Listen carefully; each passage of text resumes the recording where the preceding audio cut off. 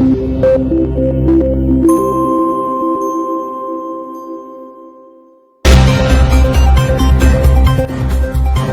here Al Nilein News as we cover the breaking news from Sudan.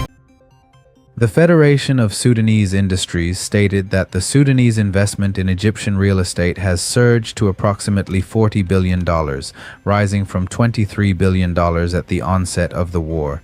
The Federation indicates that Sudanese factories currently operating in Egypt are unlikely to return to Sudan in the near term. Since the outbreak of the Rapid Support Forces (RSF) rebellion in April 2023, an estimated 1.5 million Sudanese have displaced to Egypt, joining an existing diaspora of approximately 2 million. Consequently, numerous Sudanese firms have relocated their manufacturing operations to Egypt, subsequently exporting their finished goods back to the Sudanese market. This displacement has cost the Sudanese economy at least $7 billion in annual expatriate remittances, which are now being diverted to Egypt to cover housing, education, and healthcare expenses. Historically, these funds entered Sudan through informal channels. Their current diversion represents a severe blow to the national economy. Minni Arko, governor of the Darfur region, commended what he characterized as the honorable stance of left-wing parties within the Swiss parliament.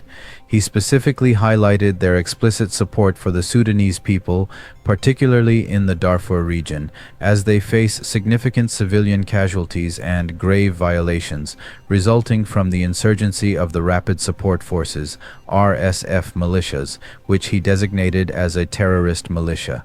Governor Minawi stated that the Swiss position reflects a genuine commitment to the principles of justice and human rights, asserting that such international stances prove the global conscience remains active.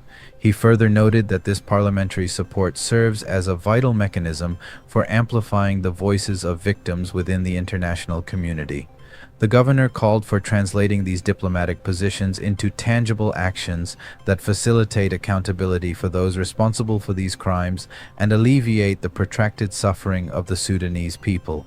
He concluded by urging global political and humanitarian entities to emulate this precedent, advocating for a universal alignment with justice and the protection of civilians against ongoing violations perpetrated by the RSF terrorists.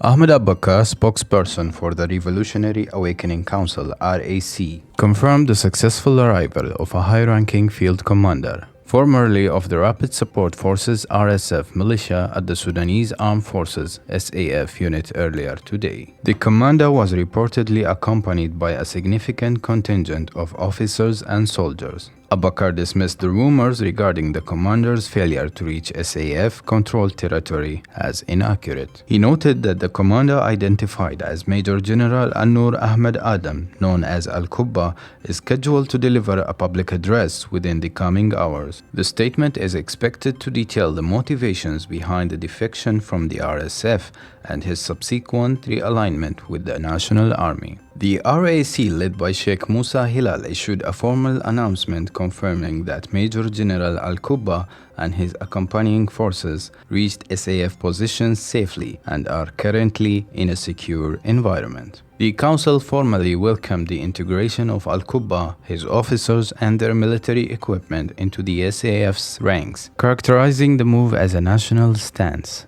aimed at bolstering Sudan's unity and regional stability. Furthermore, the RAC issued a broader appeal urging other members of the RSF to defect and join the National Armed Forces.